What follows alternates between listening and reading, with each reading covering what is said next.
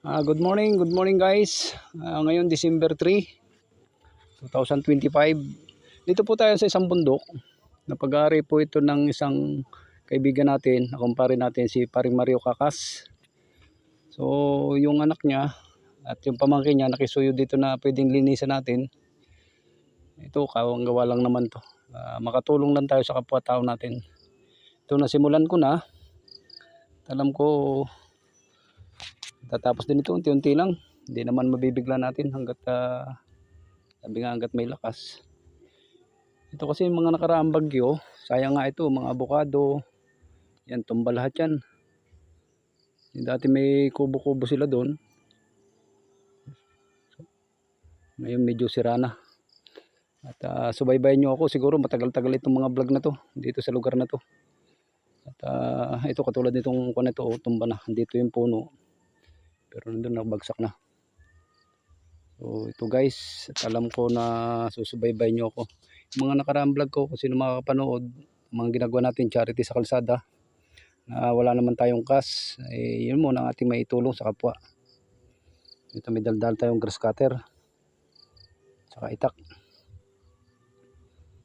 Yung gasolina natin. So yan.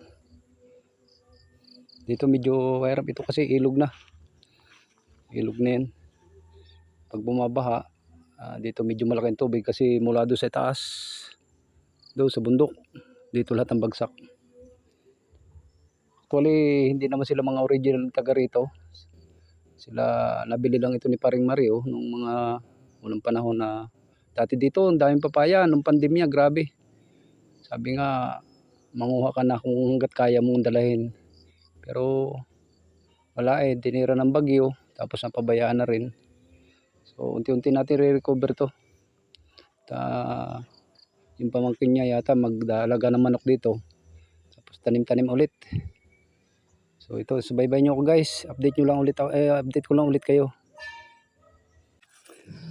Mga kapatid, kita nyo, ipakita ko sa inyo itong mga parabo. Kanina naipakita ko na rin, pero ipakita ko sa inyo kung ano yung ginawa ng mga nakarang araw. Ito kasi dati talaga gubat to. Gubat yan. Talagang gubat yan dati. Pero ngayon, ito malinis na.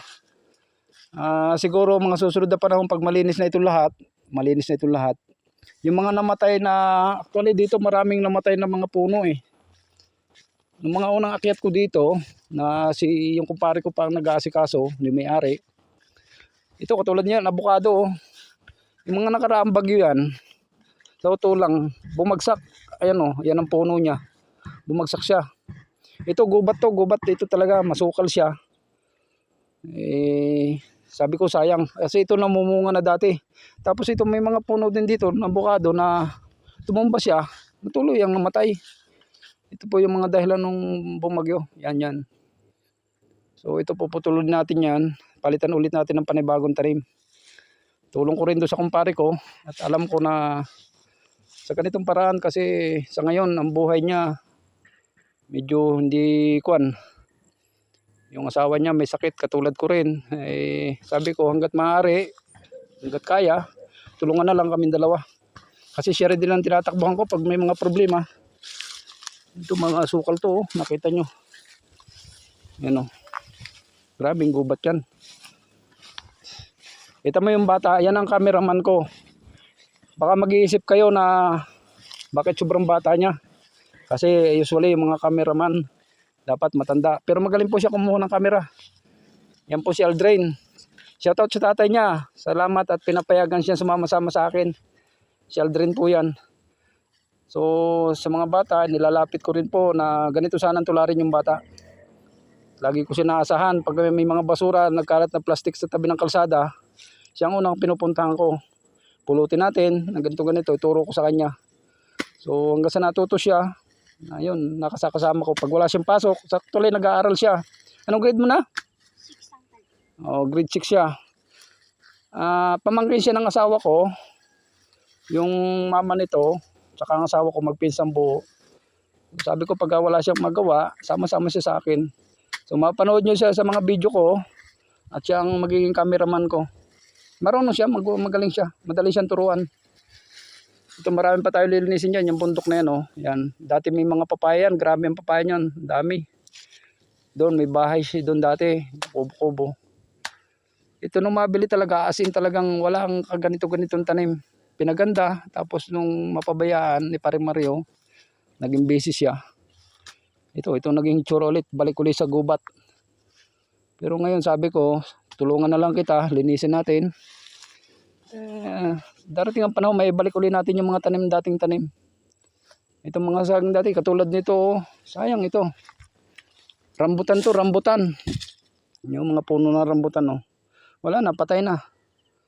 So, pag hinayaan ulit natin na maging gubat, hindi na babalik yung kagandahan niya. Ito, oh.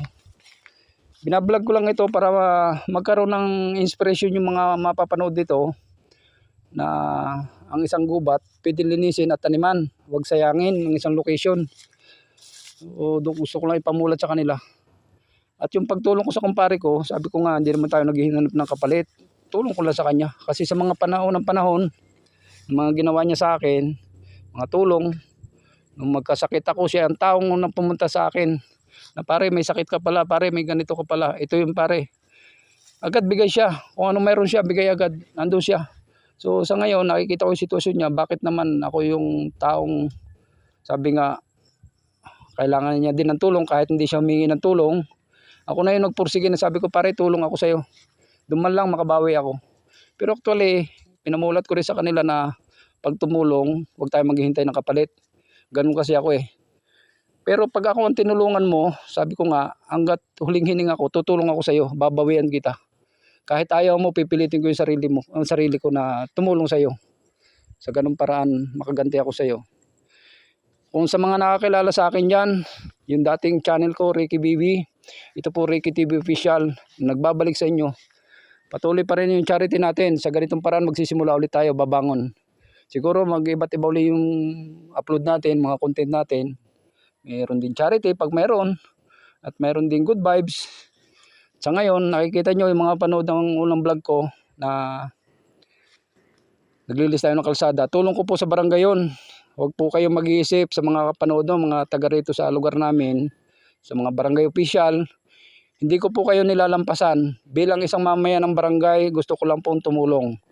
At gusto ko pong ipamulat sa mga kabataan na ang isang kalinisan, diyan po nagsisimula yung kalusugan eh. Kung malinis tayo, malayo tayo sa sakit. At pag nagkasakit tayo, mahirap ang buhay, saan kukuha ng pera? Yun po ang gusto ko ipamulat sa kanila. Sa ngayon pa lang, hanggat may time, sabi mahirap ang buhay, pero hindi mahirap ang buhay hanggat sa nagsisikap ka. Eh, ganun talaga eh. Yan po, malinis na oh. Gandang tingnan. Diba? Actually, dati dito pag dumaan ka, sabi nga, nakakatakot, baka may ahas. Pero ngayon, puta, pag umapa ka, kulang na lang simento para maging highway na. Diba? So yan, yung mga hanggang doon sa taas. So sunod ng mga araw, sunod ng mga oras o linggo, babalik ko kayo ng mga vlog ko. Dito tayo ikutin natin ngayon ito. Itong bundok na ito, kung paano magiging buhay natin dito. Salamat muna at update ko kayo. At God bless you all. Sana dumating ang panahon na marami tayong may inspire na mga kabataan. At yun yung ulit ko. Gusto kong ipamulat sa kabataan. At alam ko yung mga magulang nila, kontento na yung utak nila.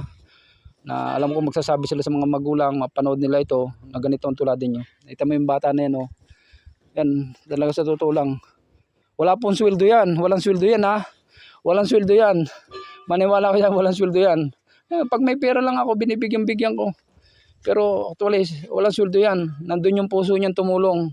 At ginigising ko yung utak niya. Kahit elementary pa lang siya. Eh, salamat. Shoutout sa magulang niya kay Edwin. Shoutout sa iyo. Sa hipag ko kay Gracia, kay Grace. Salamat. Pinapayagan niyo itong bata na to. O, dito muna ating vlog. Salamat, salamat.